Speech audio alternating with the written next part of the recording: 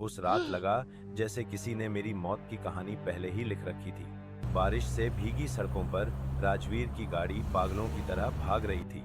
रात के 12 बज रहे थे। सन्नाटा ऐसा कि सिर्फ टायरों की आवाज सुनाई दे रही थी। अचानक धड़ाम, सामने से आती ट्रक ने उसकी कार को जोर से टक्कर मारी। सब कुछ धुंधला हो गया। जब होश आया तो खुद को अस्पताल के बेड पर पाया। सिर पर पट्टियां, हाथ में सलाइन और सामने खड़े उसके 3 दोस्त अमित, करण और रोहित। सब कह रहे थे, हादसा था यार, नसीब वाला है जो बच गया। पर राजवीर को कुछ गड़बड़ लगी। उसे झलकियां याद आईं, वही तीनों, बिजनेस डील, झगड़ा, वो करोड़ों रुपए का कॉन्ट्रैक्ट और अमित का वो ताना, अगर तू बीच में ना आता तो हम सब अमीर बन जाते। कुछ दिनों बाद जब वो घर लौटा तो करण के फोन में एक चैट मिली। एक अजनबी ड्राइवर का मैसेज, काम हो गया, उसे जिंदा मत छोड़ना। दिल दहल गया उसका। उसने अपने दोस्तों को बुलाया। पुराने गोदाम में तेज हवा चल रही थी, दरवाजे चरमराते थे। राजवीर ने सबूत फेंकते हुए कहा, मुझे पता चल गया है किसने मेरी जान लेने की कोशिश की।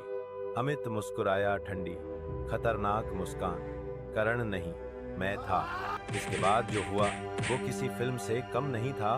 मुक्के बरसे, रॉडें चली, खून सना फर्श और टूटते भरोसे की आवाजें, सबके चिल्लाने की आवाजें गोदाम में गूंजती रहीं। फिर सब खामोश हो गया। अगली सुबह पुलिस को सिर्फ खून के धब्बे मिले और एक पुरानी टूटी हुई लॉकेट जिसमें चारों दोस्तों की तस्वीर थी। किसने किसे मारा ये आज तक कोई नहीं जान पाया। बस वो लॉकेट अब भी सच्चाई अपने सीने में छिपाए है। शेर ने राजा को मार दिया। ये खबर जैसे ही पूरे राज्य में फैली, हर तरफ अफरा तफरी मच गई। राजा विराट, जो अपनी बहादुरी और इंसाफ के लिए जाने जाते थे, अब मिट्टी में सोए पड़े थे।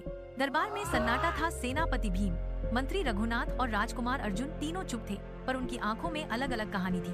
भीम धीरे से बोला, अब राजकुमार छोटा है, राज सिंहासन खाली है।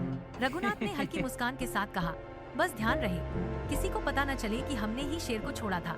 इधर राजकुमार अर्जुन को बात खटक गई। वो सोचने लगा, पिता पर शेर का हमला कुछ ठीक नहीं लग रहा। उसने वैद्य से कहा, निशान तलवार से बने हैं। वैद्य का चेहरा फीका पड़ा। लगता है कोई साजिश हुई है। अर्जुन ने अपने गुप्तचर बाज को भेजा। 3 दिन बाद बाज लौटा, महाराज, वो शेर मरा पड़ा है। उसके पैरों में लोहे की जंजीर बंधी थी। अब अर्जुन समझ गया, ये शेर किसी का मोहरा था। उसने योजना बनाई, दरबार में ऐलान किया, मैं आज उस शेर का सिर लाऊंगा। रात को जैसे ही भीम और रघुनाथ गुफा में पहुँचे, अर्जुन तलवार लेकर सामने आ गया। भीषण लड़ाई छिड़ गई। तलवारों की टक्कर से गुफा गूंज उठी। वार पर वार के बाद अर्जुन ने दोनों को गिरा दिया और गर्ज कर बोला, शेर ने नहीं, गद्दारों ने मेरे पिता को मारा है। उसी पल पीछे की दीवार टूट गई और अंधेरे से एक असली शेर दहाड़ता हुआ निकला। पूरा राजगढ़ उस रात चीख उठा। कौन था असली हत्यारा, इंसान या किस्मत का शेर?